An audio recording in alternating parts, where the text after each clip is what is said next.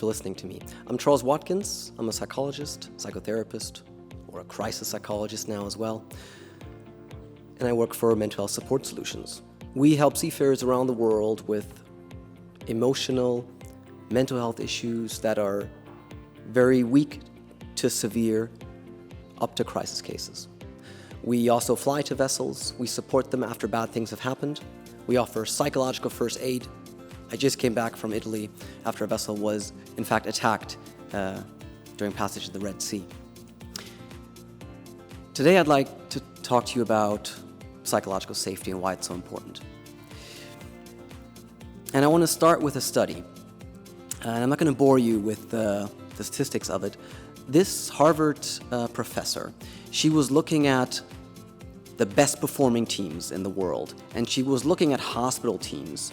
And her hypothesis was, well, the best teams in the world probably make the least mistakes, right? Especially when you're a surgical team, when you're intensive care, hospital, every mistake counts, every second counts. And after she was done with her investigation, she found out the most successful teams in hospitals make the most mistakes. She was baffled, obviously. She didn't understand what was going on. Turns out, the most successful teams in the world talk openly about their mistakes at every step of the way, to learn from it and to advance from it.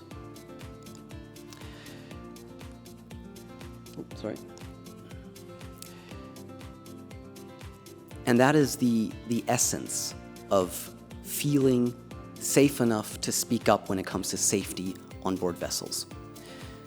So many times accidents happen. So many times people don't speak up when they should because they're afraid. They don't have that psychological safety. They don't know how to create it. They don't feel they have it. And at the end of the day, please remember that psychological safety is a feeling. When I go to vessels around the world and I enter, of course bad things have happened. So there's a darkness, there's a heavy energy. You can tell people are traumatized. But apart from that, you can always tell, and I think this is so fascinating, what type of leadership is on board. If people feel they can't speak up, you can just tell. It's a feeling.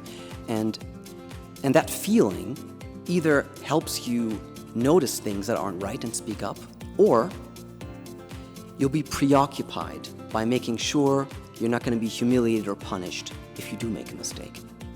Okay? It makes all the matter in the world to really understand how to create this feeling so we can get to a place that is safer with less accidents and also less bullying and harassment. Yeah? That also has to do with it.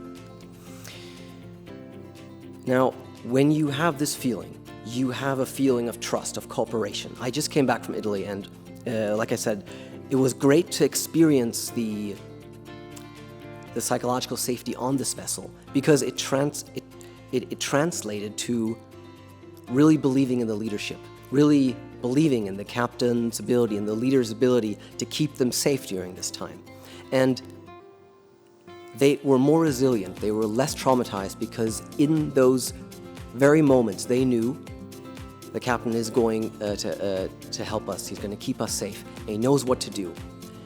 And they also all told me they know they can come to the captain if something isn't right, if they're not feeling okay.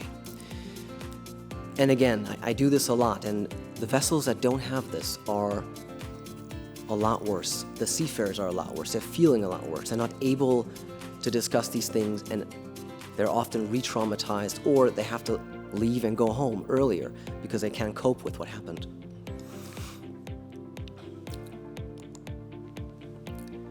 So I guess the question is, how do we create this on board? What do we do to create this environment that deals with this so effectively, like in the hospital setting, right?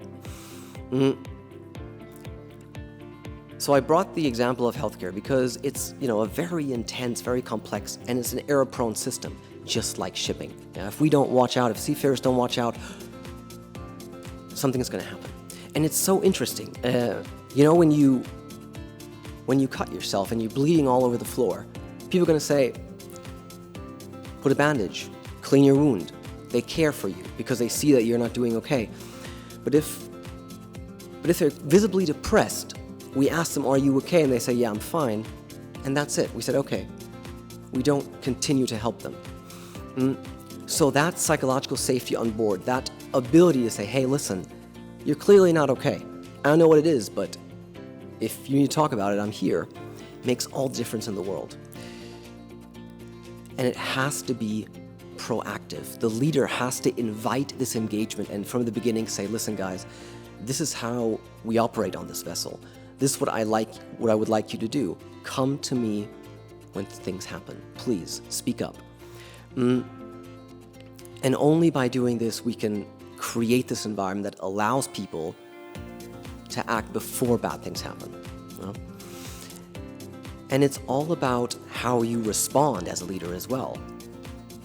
It matters because if you're mad, if you give the feeling that in any way or form that it wasn't okay to come or that this mistake was horrible and it was your fault, if you personalize it, they're not going to speak up again. And words matter. The way you choose your words matter. If you, for example, say investigation, that in itself carries something else with it, some authority, police, law. Yeah? There are words that mean different things. Choosing words wisely can really help make a big difference. And of course, try to offer them micro rewards, which just means when you're giving people feedback, of course you want them to excel in their career. Of course, that is going to be part of every conversation you have with them when it comes to improving their mistakes, making them better. But you have to highlight what you like about their work. You have to appreciate them for what they already do, because otherwise they won't have the feeling that you're seeing them. If you're able to show them, I've seen what you've done well, and these are the areas I want you to improve on, that too makes a whole world of difference to seafarers. Instead of just telling them, this was bad, this was bad, this was bad. I mean, we know it ourselves. If you kind of look back or think about feedback you've gotten in the past, of course you've listened to those people who actually know why you're good and what they'd like you to improve on, because we feel appreciated. And it's appreciation in the end that really matters.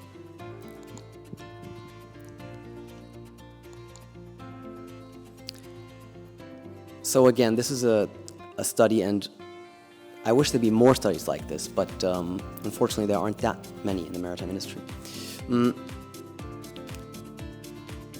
It's really difficult for people to speak up when they're in lower rank. And remember, we're dealing with so many different cultures that certain forms of authority and respect may be differently lived. So it's even more difficult for them to speak up. And if we really want to make that change, if we want to create a better, safer shipping world for tomorrow, we need to understand the dynamics of these things and encourage people to say, you can speak up whenever you feel something isn't right, with yourself or with the vessel. That really matters. And it's beautiful. The study kind of shows very clearly how lower ranks have a very difficult time actually speaking up to higher positions because they don't know how they're going to react. So at the end of the day, what I want to say is that psychological safety, the safety and the excellence of today is not the excellence and safety of tomorrow. We need to be able to adapt and change. And thank you for listening to me and taking one step in this right direction.